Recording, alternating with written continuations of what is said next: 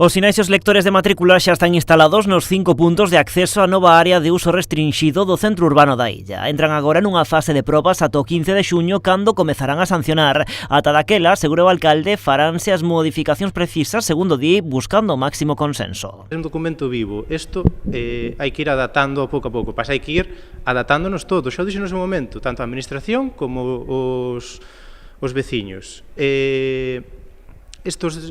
Deixar funcionar isto, como funciona, haberá que pulir 40.000 cousas, xa o dixo no seu momento.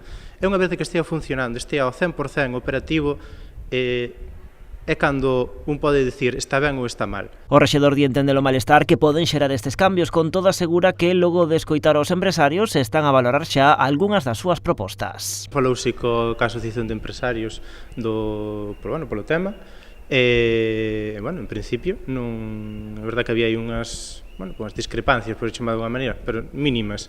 Pois unha das propostas que les puxeron é a Avenida Castelao, se pode ser fora desta cousiña, desta zona residencial.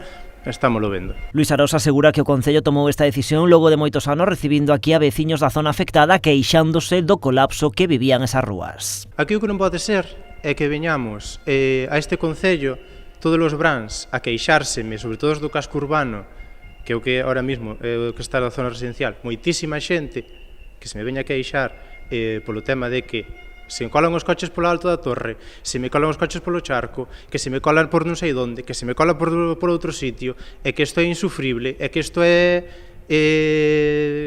invivible, que pasan moitos coches por aquí, e agora facemos unha maneira de que está ahora mismo, eu creo que vai estar acorde ao que a xente leva moitos anos solicitando, e agora, atopámonos con toda a desconformidade. E lamenta que o PP e o concelleiro non adscrito, Matías Cañón, estean alimentando este malestar lanzando bulos. É o único que saben facer, criticar, meter bulos, que é unha copia moi mala, son unha copia moi mala de Madrid, moi malos son. É unha copia moi mala. Por último, o alcalde apunta que xa están traballando para ampliar as zonas de estacionamento na illa. Avanza que se está a negociar a creación dun parking de 300 prazas ao carón do instituto, unindo unha parcela de titularidade da igrexa con outra municipal.